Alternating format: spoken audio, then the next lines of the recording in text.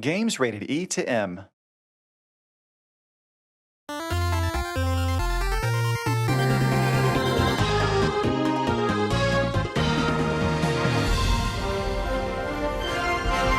Welcome to Nintendo Power Podcast. This episode, we go hands-on with Kirby's first 3D adventure, Kirby and the Forgotten Land, and spotlight other cool new Nintendo Switch games.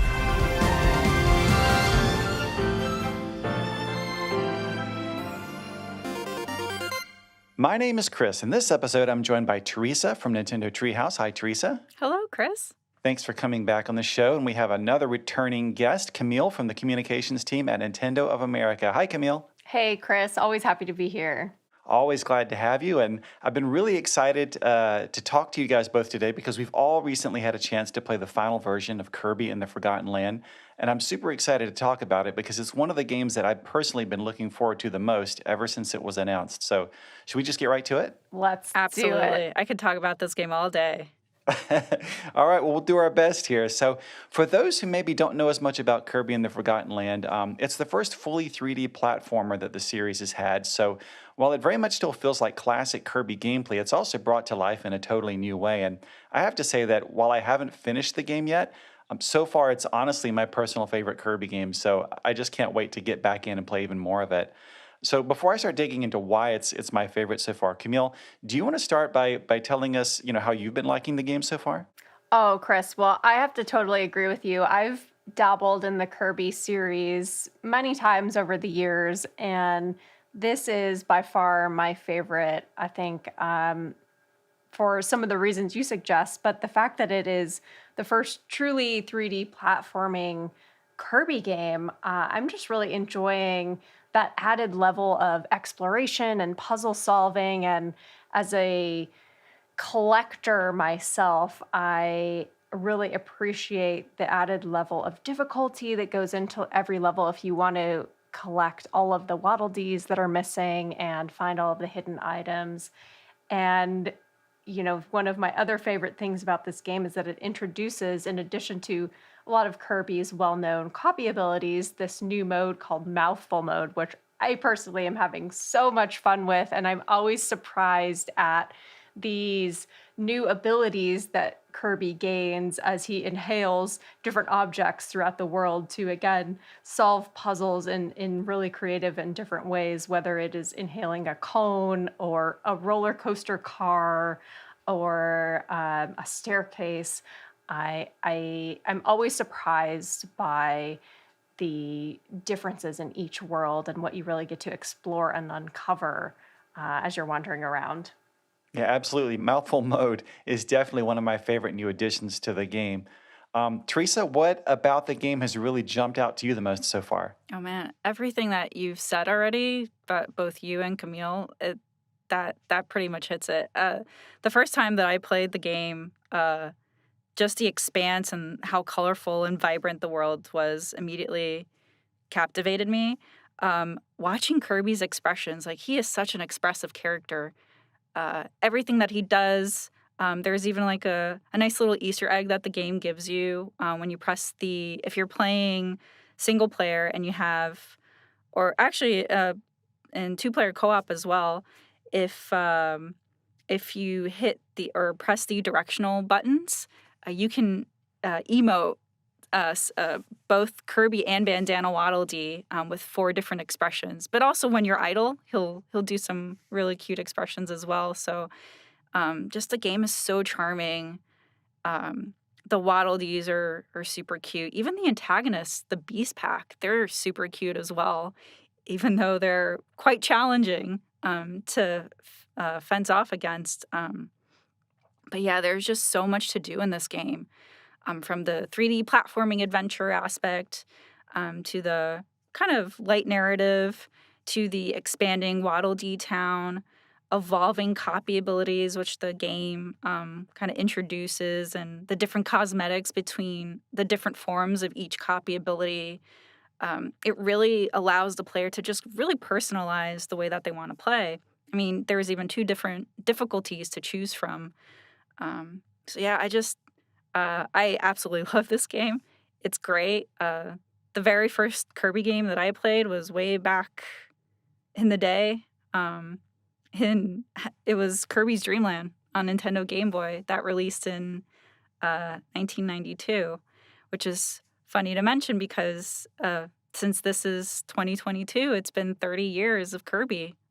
So it's with Kirby and the Forgotten Land coming out now, it's a nice way to kind of pay homage to the character. I kind of actually want to touch on the character Kirby himself because, again, 1992 was the first game that was for Kirby's first game, and he was created by Masahiro Sakurai, and that name might be familiar to some people. That happens to be the game director and creator of Super Smash Brothers. And when he was 18, 19, he was working at HAL Laboratory, and he created Kirby. And so it holds a very special place in everybody's hearts here at Nintendo and also at HAL Laboratory that own Kirby, and I'm sure also to Masahiro Sakurai since he survived the Kazuya purge in that trailer. So it's really cool just to see him in this new game. That's right. I remember in that trailer for Super Smash Brothers Ultimate, the story mode, it was interesting to see that when all the heroes got taken out, Kirby was the one that was left, and I remember that had such a great reaction. And I think maybe a lot of new Kirby fans were made through the Super Smash Brothers series. I think that's probably true for a lot of characters because those games expose you to so many different franchises. But yeah, Maya, I wish I could go back to the very, very original Kirby game and claim that I've been a Kirby fan ever since then. But I kind of missed a lot of those early games for some reason. And so it wasn't until I want to say around like the Nintendo DS era, there were a lot of cool kind of Kirby spin-off games happening that didn't kind of have the normal Kirby platforming mechanics, but kind of had different takes, and there was a lot of really creative games starring Kirby that I really got into, and then that brought me into more of the mainline series, and I've been checking them out ever since. But I can't ever remember being just kind of as engrossed in a Kirby game as I have been with Kirby and the Forgotten Land. And you talked about, well, I guess I should back up for just a second. I think the structure of this game won't be too surprising to a lot of fans of Nintendo platforming games. Each world has several main stages, plus there are some shorter challenge areas and a boss in each world. And the key thing that you're after in this game, in case people don't know, is you're trying to find and save these captured Waddle Dees. And Waddle Dees I kind of think of as kind of like the Toads of the Kirby universe, right? The Toad from Super Mario Brothers games. There's a lot of them, and they all kind of have a very similar look, but you've got your special ones. And so as you're going through each of these levels, trying to figure out where the Waddle Dees are.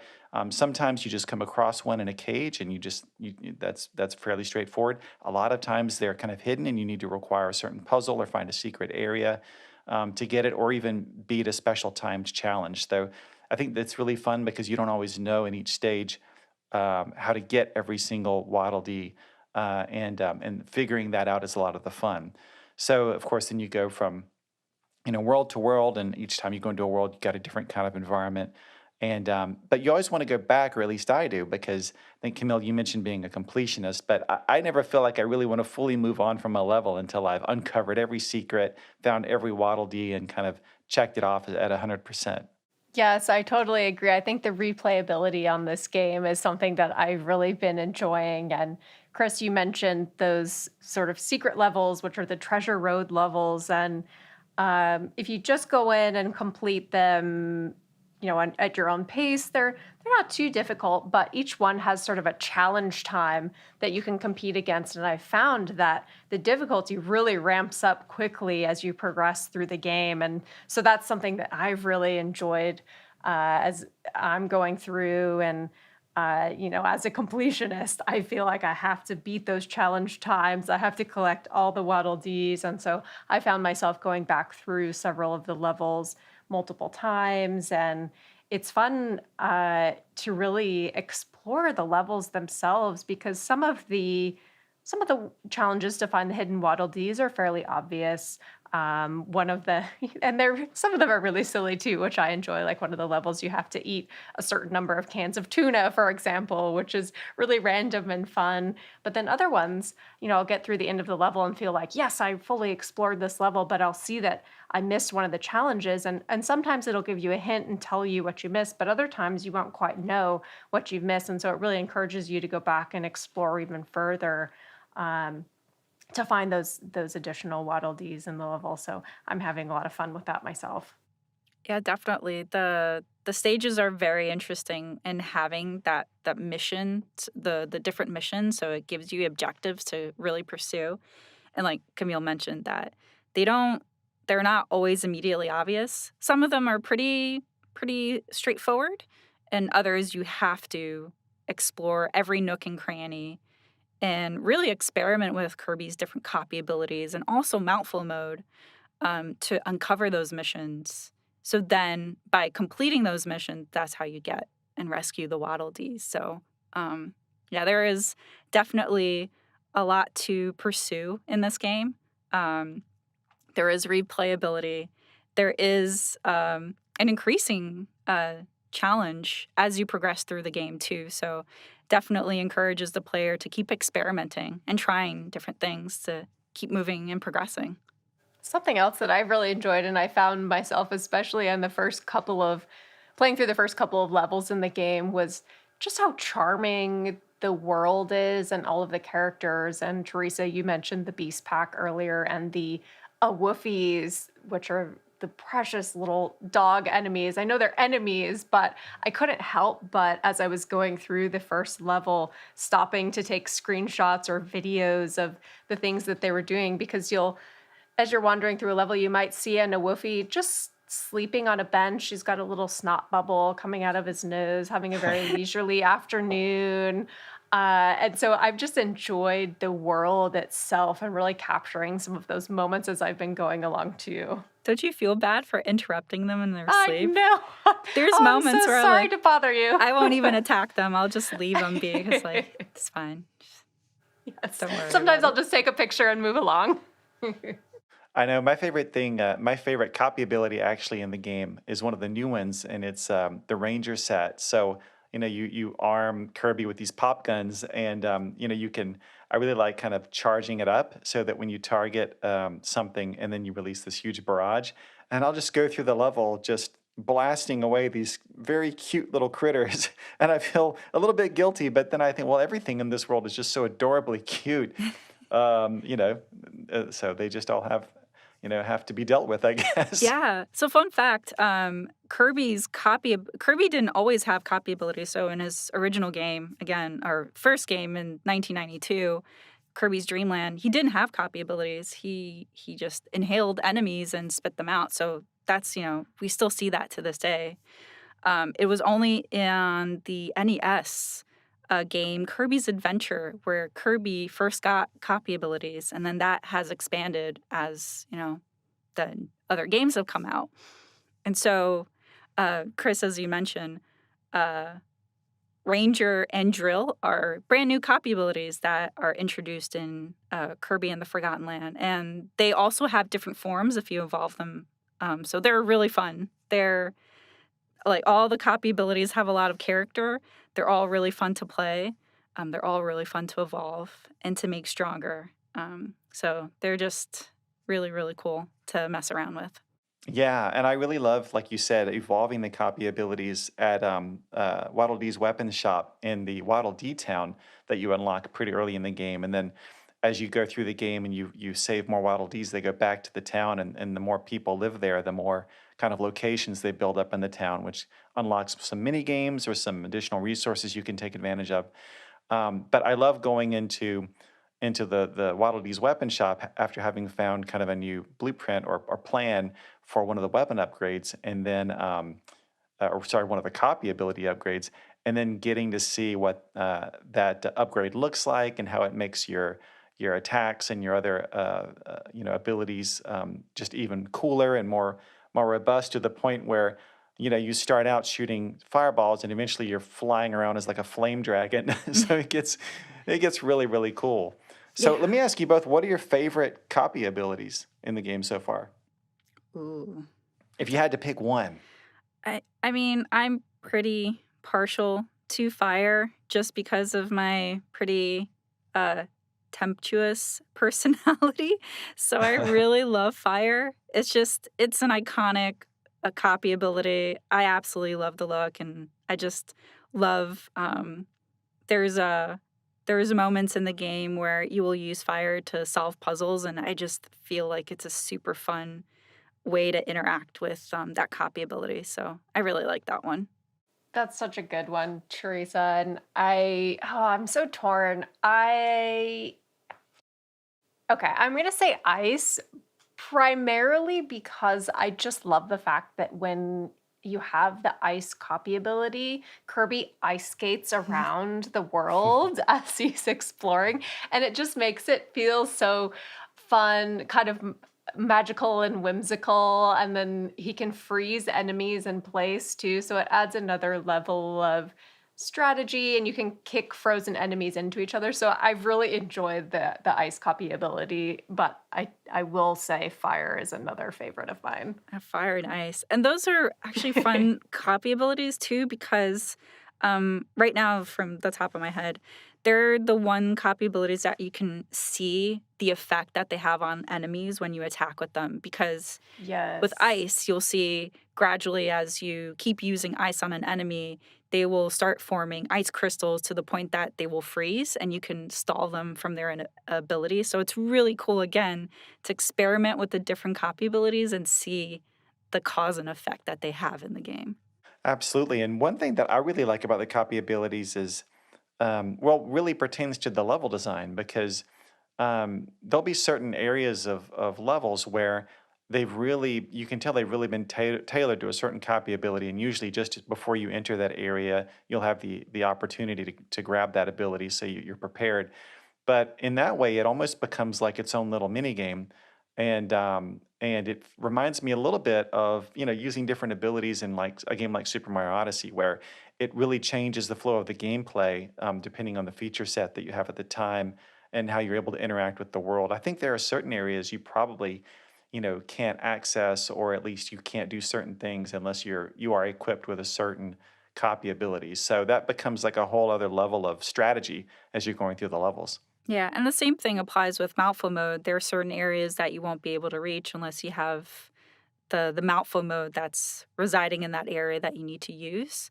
And so, and also if you happen to have a copy ability active, so like Kirby's has one, and you end up also enabling mouthful mode will take precedence. So you won't be able to use both abilities at the same time. Um, but in order for you to use the copy ability again, you'll just have to drop mouthful mode. But it's very unique on, Kirby is Kirby's innate and natural ability is to inhale and copy enemy abilities. Mouthful mode really is an ability that he has gained because he has traveled to this new world, this new and mysterious world that there's a lot of unknowns, and that's what you end up unraveling as you play through this game. And mouthful mode is another thing that maybe even more drastically than copy ability sometimes changes up how you play in a stage. I mean, there'll be whole portions of stages that require, a certain mouthful mode. And my favorites are when you encounter the race car, and there'll be these little timed sections where you have to kind of get from the starting line to the finish line past a bunch of challenges. And some of them, if you want to maybe unlock a hidden Waddle Dee, you really have to beat them in like an exceptionally fast time. And I would just keep, and when you get to the end of that, you have the option to continue through the level, or if you want, kind of go back to the start and redo that little portion if you think you can do it faster. And I was just looping on that one night on one of the levels because I knew I could shave another second or two off. And I was finding all sorts of cool shortcuts and things like that. So I really like that the game can be deep in that way that you can just, pass it, just meet the minimum requirements, pass it and continue on and enjoy your time that way. Or you can really challenge yourself and dial in. And I think that kind of philosophy comes through in a lot of different ways in the game. For sure. If you're a completionist, again, like Camille, that wants to get like every single capsule and every single mission, there's definitely a lot of that in that game to enjoy. It Yeah. very much rewards you for exploring. Absolutely. Yeah. Yeah. There's one part I was playing just last night where you're kind of gliding using a mouthful mode ability, and it becomes like a whole other flying game at that point. And I knew I was missing something, and I'm not going to say what the solution was, but like my fourth time through, I spotted something I hadn't seen before, and I realized there's a kind of a clever way to access it. So, my brain's always kind of looking for that little thing off to the side, that's going to get me that extra goodie. Yeah. And then I was just gonna say, revisiting what we were saying about Waddle Dee Town. I mean, some of the stuff you unlock, like we mentioned, Waddle Dee's weapons shop.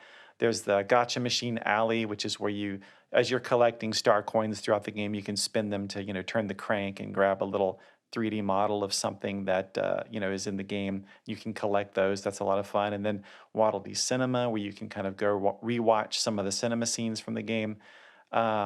There's specifically, I want to mention there's a place called Waddle Dee Cafe where you can play kind of a fun little mini game where you're serving the lunch crowd. And that's not the only little mini game I've encountered in the town. So I feel like where past Kirby platformers have kind of been very well known for having not just a main platforming mode, but also all these additional kind of like smaller games that are completely different types of games, usually accessible from the title screen. In this game, I feel like all that kind of variety and those different ideas are kind of more naturally kind of woven into the main kind of platforming experience, whether it's mini games that are available in Waddle Dee Town or some of these special challenges that you can access from the map, some of which are hidden and you kind of have to find on the map that really test your ability with certain copy abilities.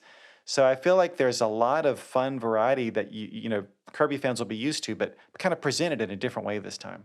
Yeah, for sure. And then to speak to Waddle Dee Town, yeah, as you rescue more Waddle Dees, and I think that invites that whole cycle of you wanting to replay stages in order to complete missions. So then you rescue more Waddle Dees and then therefore progress Waddle Dee Town. There's so much different activities that um, will basically appear as you develop this town.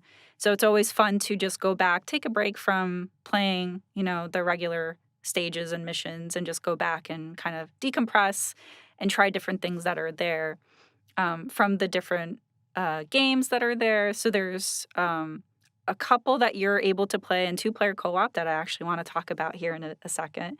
And there's also a sort of boss wave arena called Coliseum that you can kind of play and test your might there. So that's really fun as well.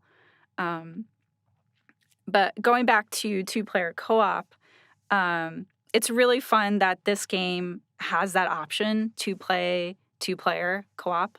It is on the same system. The second player will always be Bandana Waddle Dee, and the first player will always be Kirby. But even though Bandana Waddle Dee doesn't have the same abilities as Kirby does, he has his own skill set. He attacks with the spear, and he's got some really awesome moves. There's one in particular that I really like that he does, which is sort of a helicopter, and he just rains down spears on the enemies, and it's just so cool to see. It's so much fun.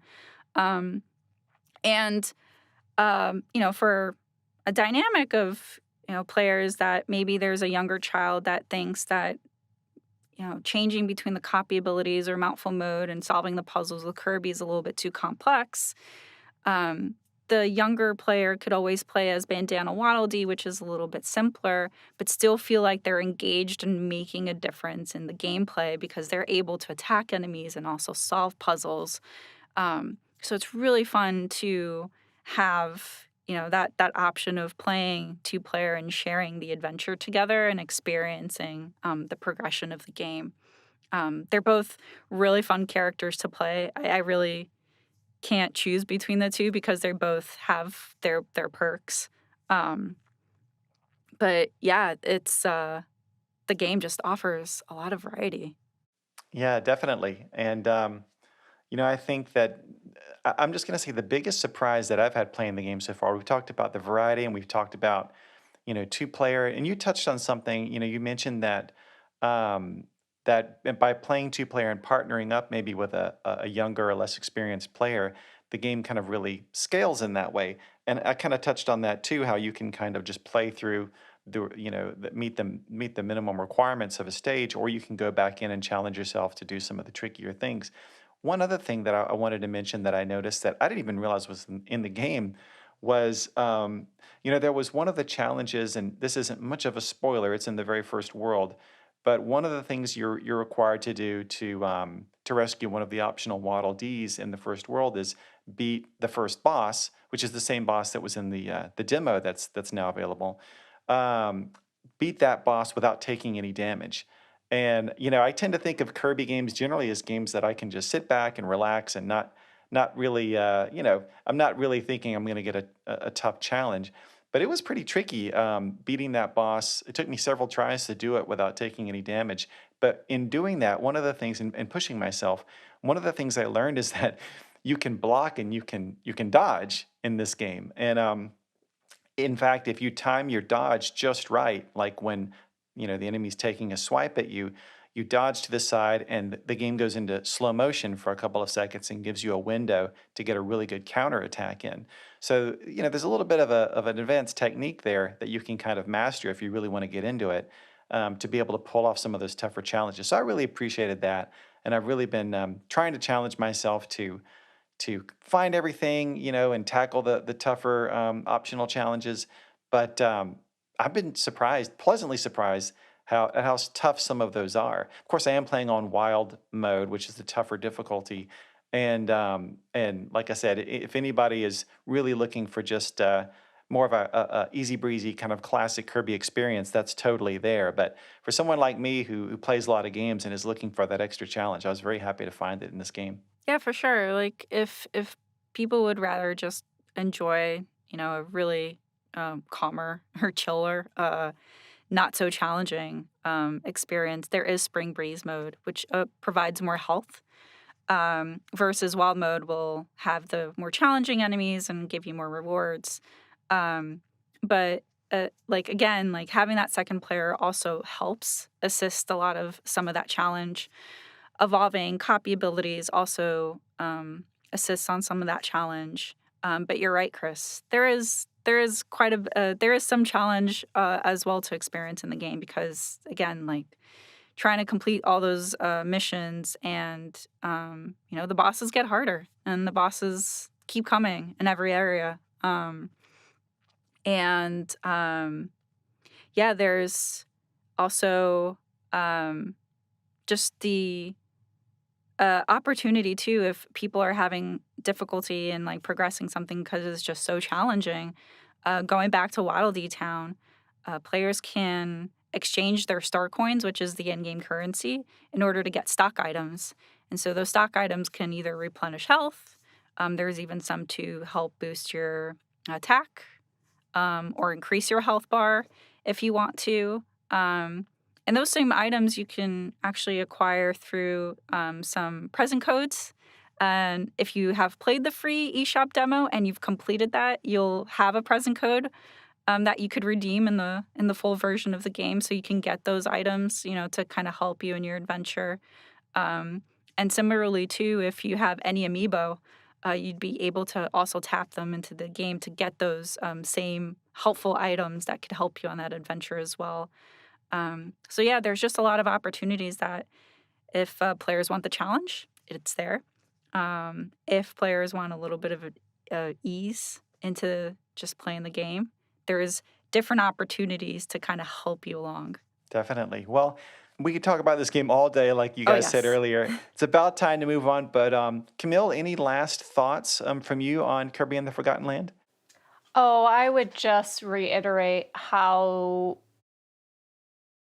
fabulous this game has been for me. It's just, I think we've talked about the scaling of difficulty, and it really is a game that I've found myself going to unwind from a long day and really being able to just sit back and take in the scenery, the music, the visuals, but then also knowing that that added layer of challenge is there for the completionist in me as well. And like I said, I've taken I cannot remember the last game that I have stopped to take so many screenshots and videos in just because I have enjoyed the world and the characters so much. And I'm constantly surprised and delighted by Kirby's reactions to different moments, like when he engages in a new mouthful mode, or Teresa, I think you mentioned earlier how Kirby can emote in different situations. And I found myself sometimes going into Waddle Dee Town and running up to all of the different Waddle Dees that I've saved and saying, "Hi, hi," and just watching Kirby's reaction. And then the Waddle Dees respond back as you emote at them. So there's just really so much to love about this game. And I can't wait to hear what everyone thinks of it when they get their hands on it. Yeah, and I want to go back to just to talk about Kirby again in general and the character. Like, people don't have to have played the previous games to really jump into this one. This is its own standalone game, and Kirby, it's really a testament to, Kirby's versatility, not only as a hero from all of his, abilities, the copy abilities, and mouthful mode, because, he's super powerful, and just being able to do all these things just by inhaling enemies, which is so iconic. But just also how versatile he is as a character and having transcended so many different genres of games, because he started off at a platforming genre and he's had so many different spin-offs. And Chris, as you mentioned, this is, his first true 3D platforming adventure that's going back to his origins. So it's just really, really fun to see our adorable mighty hero in this new title. And I'm really excited too for any any players that maybe only recognize Kirby through the Super Smash Brothers game, that maybe they want to know more about that character that they've grown to love in that fighter genre, to see him in his, the first genre of games that he's played, that he first originated from, and give this game a try and learn more about Kirby and the different characters in his world. Absolutely. And just to mention it one more time, if anybody does want to give the game a try, it's really easy to do so. Like we said, there's a free demo available that's got three really cool parts from early in the game that anyone can download from Nintendo eShop and check it out. And we also mentioned this earlier. If you complete the demo, you'll get a couple of codes that you can use in the final game if you want to continue on. So um, that demo has a really fun boss in it, especially the one I mentioned earlier. So I would encourage everybody to check it out. Yeah. Garimondo is definitely a formidable foe from the Beast Pack. He is, and he's like a really cool giant boss right off the bat. So that's a lot of fun. All right, moving on to Nintendo Power Game Club. This episode, instead of picking just one game to discuss, we're actually going to briefly touch on three games. So I asked each of you to recommend a game that you've been enjoying and to tell us a little bit about it. And the games we're going to be talking about are Spiritfarer from Thunder Lotus Games, Pokemon Legends Arceus from Nintendo, and Infernax from Berserk Studio and the Arcade Crew. So, Camille, would you like to start? You can tell me, which of those games you chose, what it's like, why you like it, and the kinds of players you'd recommend it to. Yes, absolutely. Well, you know me, Chris, and for those of you who've heard me on the podcast before, I'm a big fan of Pokemon games, and one that I have been continuing to really enjoy these last couple of months is Pokemon Legends Arceus. And for me, I've been playing Pokemon games for 25 plus years now, and this was such an incredible way for me to experience the world of Pokemon. I think it's the first time that we've seen the franchise really open itself up a little bit more. There are these expansive open areas that you can explore throughout the Hisui region, which, for those of you who may have played Pokemon Brilliant Diamond and Pokemon Shining Pearl, or the original Pokemon Diamond and Pearl back in the day, this is that same region, the Sinnoh region, but in several decades in the past, and just gives you a look at how the world has evolved to incorporate Pokemon into it. And I think the story in this game, it was really interesting to me to get a little bit into the lore of how people in Pokemon first started to coexist together. And uh, one of the things that I've particularly been enjoying is just the gameplay loop and how you're able to uh, research to fill out your Pokedex. You know, in the traditional core Pokemon series, you fill out a Pokedex entry every time you catch a new Pokemon. But in this game, it sort of shakes up the formula a little bit. And in order to complete different Pokedex entries, you have to, for each Pokemon, check off a certain number of tasks specific to that Pokemon. So it may be catch a certain number, evolve a certain number, see them use a specific move a certain number of times. And so there's a lot more variety to completing the Pokedex. And I found that to be such a almost meditative experience where that's something that I'll go to at the end of each day and see which Pokedex entries I haven't filled out yet, and then go searching throughout the world to find those Pokemon and check off those entries. And recently we celebrated Pokemon Day a couple of weeks ago and released some new content. The Daybreak it's a free download for Pokemon Legends Arceus, and it added some more research quests that you can complete, as well as these massive mass outbreaks, which is another sort of mysterious aspect of the Hisui region. And I just find that there's so much I keep wanting to go back to and explore. And as a Pokemon fan, I found it to just be such a fun way to enjoy and experience the world and the characters. So that's one that I have continued to go back to over the last several weeks. Yeah, I've just started to play that one myself. I'm only a couple few hours in, but so far I'm really enjoying how fresh the game feels. And it's funny because at its core, you're still kind of doing a lot of the same things, right? You're collecting Pokemon, you're fighting Pokemon, but just the different ways that things work is just so interesting. Would you say, is there any one like of those new additions or changes, especially the stuff that they've done to kind of represent some of those more classic elements? Is there any one aspect that's really stood out to you as your favorite kind of new change or addition?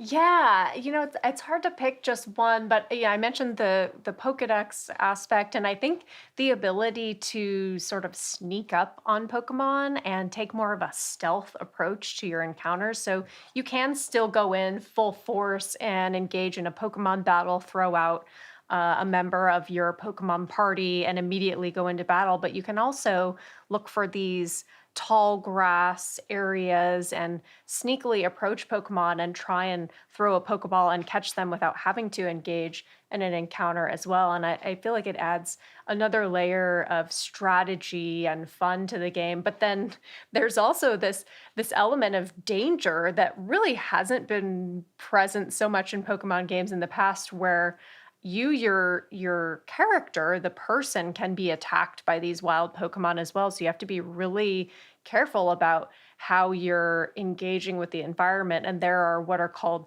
the alpha Pokemon, which you'll recognize immediately as giant forms of regular Pokemon. One of my favorites is Chansey. Historically known as one of the sweetest Pokemon, very he's healing in nature. But the alpha form of Chansey is huge and has these glowing red eyes. And the alpha Pokemon will attack you, the Pokemon trainer. So you have to be really careful because if you sort of faint in the field, you may lose some of your equipment or some of your items. So there's a lot more strategy involved, I think, in the overworld navigation, which I've found to be really fun and exciting as a longtime Pokemon player. Oh, that's cool. I haven't run into that one yet, but I'm gonna have to be wary and keep my eyes open. Watch out for Alpha Chansey. All right, so Teresa, let's move on to you. What game did you pick to recommend this time? So I picked Spiritfarer. It is how it's been described as a cozy management simulation, but it's so much more. There's so much more depth to the game. Um, you play as this character called Stella, and she, along with her cat named Daffodil, are in the underworld, and they take the job from Karen, for anybody that is into Greek mythos, to ferry souls to the afterlife. It is a pretty bittersweet, heartwarming, heartbreak, beautiful title. Um, there's so much to do. You'll encounter different souls, and some of them you'll end up seeing them transform into animal spirits, and then they will join you on your boat. Um, and you'll be um, following their narrative. It's like go creating new memories with them, but also living past memories with them, because you'll end up finding out that a lot of these souls that Stella ends up meeting up with, she met them in the real life, um, in the real world. And you'll go through the narrative too to find out that Stella, what Stella's profession was, how she related to these characters, what her impact was to them. Um, but then eventually you'll have to say goodbye to them because you're ferrying them off. And as you ferry them off, they become constellations in the sky. So it's very heartbreaking. The music, as well as in the game, is incredible. Um, there's there's a term called frisson, which causes this emotional impact whenever you hear the audio, and like I always compare it to the Legend of Zelda: Breath of the Wild, a trailer, that song that never that wasn't featured in the game, but it's like that got that trumpets ba ba ba ba ba ba. So that always like gives that pang in my heart, and that's the same feeling I always get when I'm playing this game and ferrying essentially my friends off, as I remain behind to help the other souls kind of make peace before they're ready to move on. But that's just the narrative part. There's so much more. Um, you have this boat and you're able to upgrade it. You're able to add additional partitions so then you can cook, you can craft, you can make little houses for these souls that you're ferrying in the boat as you're completing missions. You're able to upgrade those little apartment modules for them. And at the same time you're navigating and you're this entire world to different locations and islands in order to discover like little hidden secrets and even unlock additional powers for Stella. They've released a couple of free updates in the past year, and I think they released the last one to now. They have the Farewell Edition, which is the full complete game with the free updates. And so I'm going through, I think, the last 2 characters that just came out. So I'm still wrapping that up, but I have not been able to put this game down, and it's just, I keep revisiting it.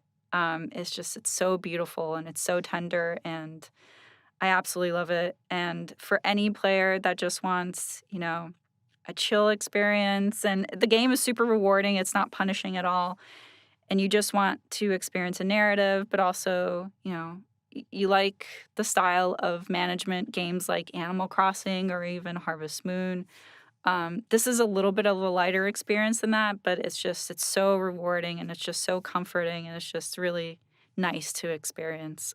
The whole game itself is just I cannot stop singing its praises. I highly recommend this game to anybody. It's just so beautiful. Well, you've definitely ramped up my interest in that one. I remember seeing the trailers when it first came out, and it looked really interesting. And I got that kind of beautiful, kind of bittersweet vibe from it that you're talking about. But I didn't get a chance to check it out back then. But now, after hearing you talk about it, I think I'm going to have to make that more of a priority. It sounds pretty great. Yeah, and I think also in the update that they released, they made 2-player co-op possible as well. So the second player will play as Daffodil the cat, her cat, which is really, really cute. So it's Such an adorable game. Cool. Well, it sounds like maybe I missed out early on, but with this latest farewell edition and the those cool new features, maybe now's a great time for people like me to jump on. Yes, definitely play it, Chris. I can't, I cannot recommend it enough. It's such a great game. Will do. Well, now I feel a little bit weird because okay, the first two games are like cute or beautiful and poignant, and I'm about to pick one that's just like heavy metal. Basically, it's called it's called Infernax, and it's from Berserk Studio, which strangely to me is the developer of Just Shapes and Beats. I don't know why it's strange. It's not like one developer can only make one kind of game, but it's very different than Just Shapes and Beats. Almost nothing the same except that both can be quite challenging. Um, so Infernax is kind of an 8-bit style side-scrolling action adventure game, and I really like it because it plays like a mix of two classic NES games, Castlevania 2 and Zelda 2: The Adventure of Link. So Infernax has this kind of large, interconnected Metroid-style world with save points that you'll come across during your adventure that you can then fast travel to later. There's big, nasty bosses and kind of like different layers that you find, which are each kind of like their own mini dungeon. And then there's even decision points. So one of the very first things that happens in the game is you arrive to this new land and you get off the boat, and this guy comes up to you and he's like possessed or cursed or something by this monster, and you have to decide how you're going to deal with him. Do you try to help him or do you fight him? And then, you know, depending on which you choose later on in the game, that will have an effect. And there are several points like that throughout the game. So, there's the one group, this kind of shadowy organization that basically tries to recruit you. And so, depending on whether or not you decide to go with them or go against them, can have a big impact in how the rest of the game unfolds. So it has that interesting element, added on top of just great kind of like classic, action gameplay, where you're, getting all these new weapons and spells and abilities that you can use in combat, making yourself stronger, upping your health meter, all those great classic things. But it does have a real tough difficulty, and it has one of those mechanics, almost like a Dark Souls game, where if you perish while you're out, adventuring, and you have to go back to your last save, you could run the risk of losing, some of the experience and things like that that you built up. So you definitely want to save and save often, and to the point where I've been inside of a boss dungeon, gotten halfway through it, beat a few of the bosses that were kind of like mid bosses, mini bosses, and then I'll trek all the way back through and go back outside to save just to make sure that I don't lose that progress. So if you're looking for a tough challenge, or if you're a player like me who just really likes those retro style games, and you're not put off by kind of like M-rated pixelated gore sometimes, then I would recommend this game to you. And if you do get it, and you know what the Konami code is, the classic Konami code from those old 8-bit NES games, try that out. On the title screen of this game, because it is one of the most satisfying rewards for using the Konami code I've ever seen.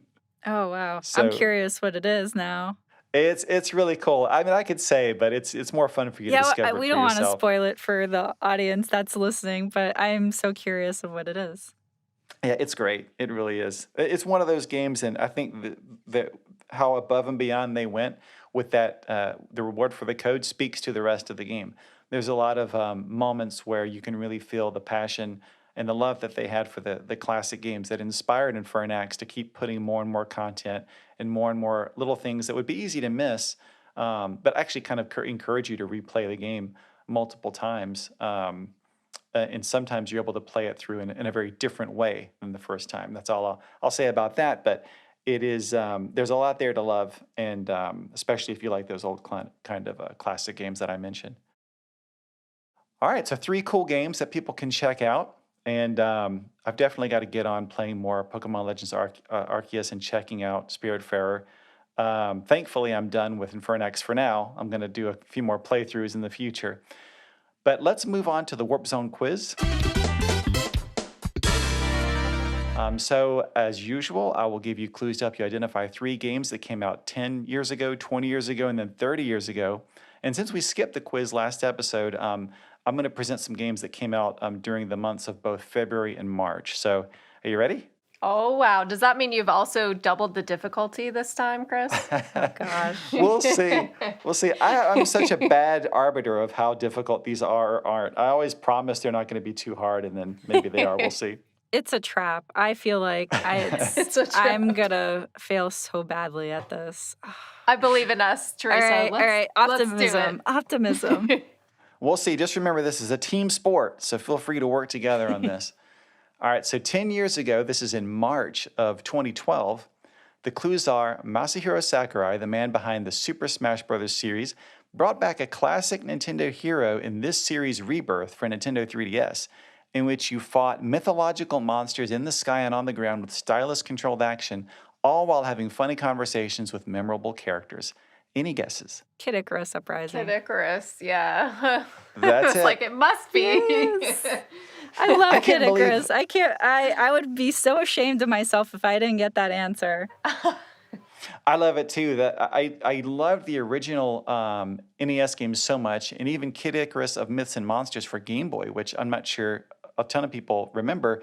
But when I got to choose which Nintendo game poster to have framed and hanging in my office at work, it was Kid Icarus Uprising. So I couldn't believe that game turned 10 years ago.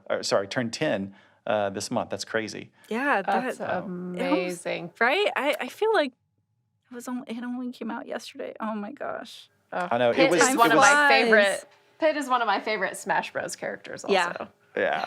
One other bit of trivia is that this game was actually the very first Nintendo 3DS game ever shown. It was shown at the reveal of Nintendo 3DS at E3 in 2010. So I remember being in the audience. I think it was at the Kodak Theater in LA, and seeing that trailer play for the first time with that great reveal of Pit jumping into battle and say, "Sorry to keep you waiting." And I was like, finally, we're getting the new game. I love how comedic the narrative and the storylines and just the VO was for that game. It just made it so that much more charming. Yeah, it's like you're in the middle of these really tough battles, but you're just also enjoying this conversation that's constantly going on, that's cracking you up. Yeah. So good. I love that game. All right, so we're 1 for 1. The next question is, this one comes from 20 years ago. This one was in February of 2002, and the clues are: Nintendo brought an iconic Super NES platformer to Game Boy Advance, in which Mario or Luigi spin jumped and glided their way from fortress to fortress in Dinosaur Land, donning capes and saddling up on a green fruit-eating friend. Any guesses? Oh no, I'm stumped. Camille, you got a guess? What was the platform, Chris? Oh, it's for Game Boy Advance, but I did say that it was a game that had originally appeared on Super NES. I can't. No. Last check. Any wild guesses? This version of the game actually included the original Mario Brothers game as a separate mode too.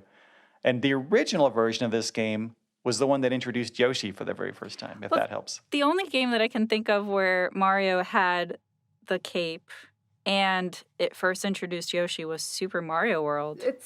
Yeah, but I was trying to think, but I can't But I remember never what had Donkey the- Kong. Game Boy Advance version Yep. would have been. Well, I mean, you basically knew what it was. It's Super Mario World, Super Mario Advance 2. This was the version of Super Mario World that they released on Game Boy Advance. There was that whole weird series of games that were all titled Super Mario Advance, Super Mario Advance 2 and so on. But they were like yes. Game Boy Advance versions, of those I other was like, games. I know it's Super Mario World, but what? Yeah, I know. Yes, yes, The Donkey yes. Kong portion You got is us what there. stumped me. You got us there. Yeah. Nice job, Chris. Cool. All right. Well, 30 years ago, in February of 1992, here are the clues. Jalico brought a Golden Age arcade classic to Game Boy, in which a spherical and snouted orange hero hopped up and down a pyramid of cubes, avoiding creatures like coiled snakes, until he inevitably got hit and swore in unclear, salty language. Any Cubert? guesses on this? That's it, Cubert. Nice. I was like, Nice, like Camille. what orange heroes do I On know who speak inappropriate language? I It must knew- be Cubert. I knew it. I knew his name started with a Q. I was just like, I'm going to butcher his name. I'm going to let somebody else have it. All right. Yeah, he would have that word balloon that came up when he got hit, that all the Yes. squiggly marks and stuff Oh, and my favorite. punctuation. As a kid, you just delight in that. Like, ooh, this is sort of racy. Oh no, he's getting away with it. All right, so we're down to the last bonus question. So I'm going to play a jingle, and you guys can try to guess where it's from. I'll play it twice, so if you know the answer the first time, please hold your answer until I've had a chance to play it twice. And here it goes.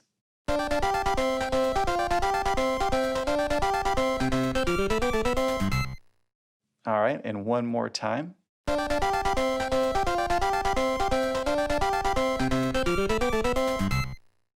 All right, any guesses as to where that's from? I'm Well, jamming I in know my it's seat. I know it's Kirby, yeah. but I don't know what Kirby game. That's like that's the Kirby dance whenever you complete a level. Wouldn't that be the Nintendo Game Boy version? The Kirby's Dream Land?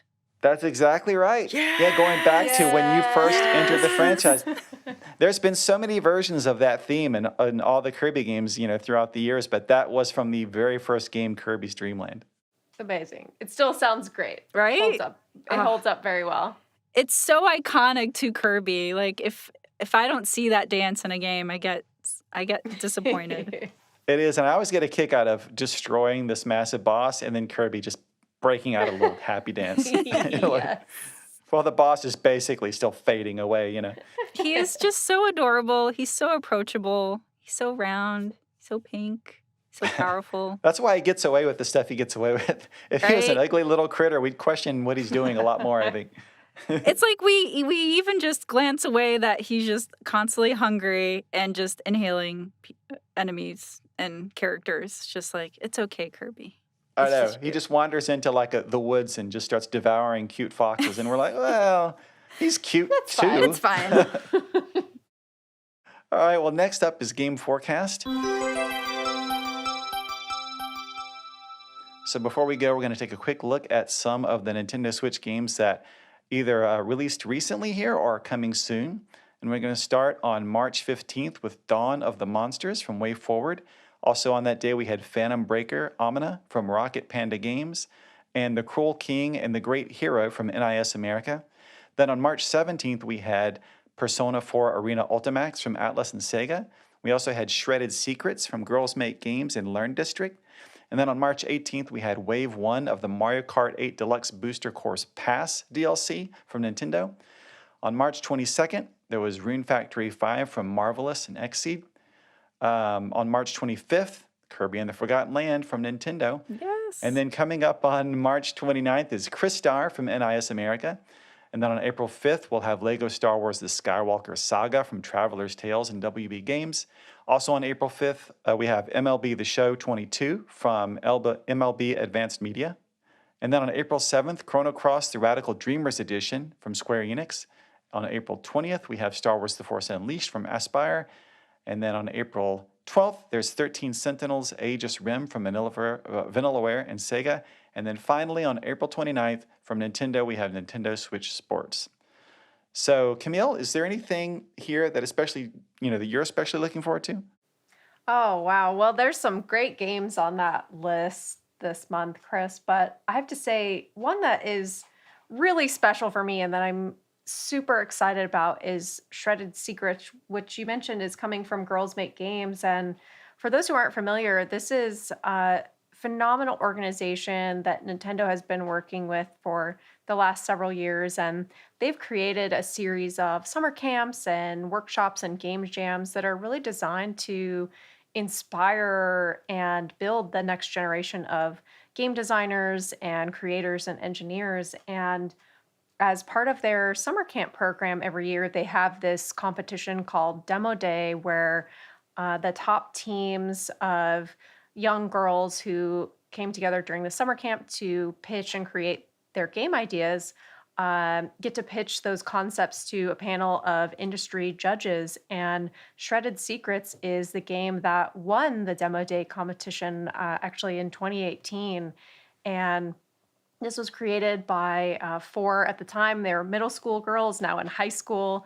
And the thing I love about this game is it touches on so many different, really powerful concepts like bullying and empathy and grief.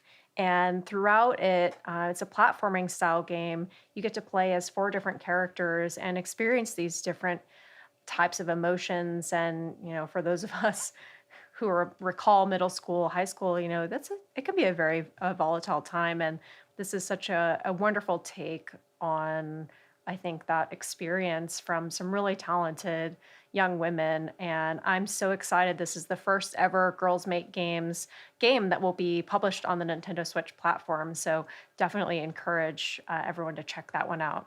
That's really cool that those girls got to make that game, and it's actually going to be available for everyone to play on Nintendo Switch. I'm definitely going to check that out. All right, so Teresa, what is the game that maybe pops out to you a little bit more than the others? Like Camille said, there's actually a lot of good stuff here. Yeah, there is. And I'm glad that Camille talked about that game because it's super interesting. It wasn't on my eyesight, and now I really want to play it. It sounds amazing. And I'm also I want to support more female developers in the industry. That just sounds really cool. Yeah. The game that I'm looking forward to is Chrono Cross, funny enough, because I never got to play it when it first came out. So I was never in the hype, and I know a lot of people, there's a little bit of a fan base for that franchise, and I'm intrigued by it, and I've heard really good stuff about it, and I've been listening to the soundtrack quite a lot. I listen to a lot of gaming music soundtrack while I work because it's just pretty pleasant to just kind of focus in. But the soundtrack in the game is amazing, and I'm really excited to see it on a Nintendo Switch system, since they were never on the Nintendo platform. That those games in particular, Chrono Trigger was, but Chrono Cross wasn't on the Nintendo platform, so I really want to play it. And I think also that specific game comes with I think like a prequel or a sequel to the narrative that only came out on mobile. So I'm just really excited to play that game when it comes out. Yeah, that sounds awesome too. And, that's another one that I remember. I've played Chrono Trigger, but I never really played Chrono Cross back when it first released. So another great opportunity to catch up here on Nintendo Switch. For me, like we said, a lot of good stuff here, but I really enjoyed the Wii Sports games back in the day, and I really enjoyed the recent online playtest for Nintendo Switch Sports. So that's the game that I can't wait to really get into. And bowling especially, I had so much fun with during that test, and I really want to get back and play that more online. So I will definitely be diving into that one as soon as it comes out on April 29th. Well, Teresa and Camille, that's it. That's it for the show. Thank you so much for coming back. It's always great to have you. Yeah, it was so much fun talking to you both about video games. It's just such a blast. I'm sad it's over. I agree. Always a pleasure, Chris, and thank you so much for having me again. Absolutely. And, the podcast's over, but we can always keep talking about video games. So be sure to let me know how things go for you each and Kirby. Yeah, I want to hear your adventures and your experiences in Spirit Fair. Will do. I'll definitely let you know how it goes.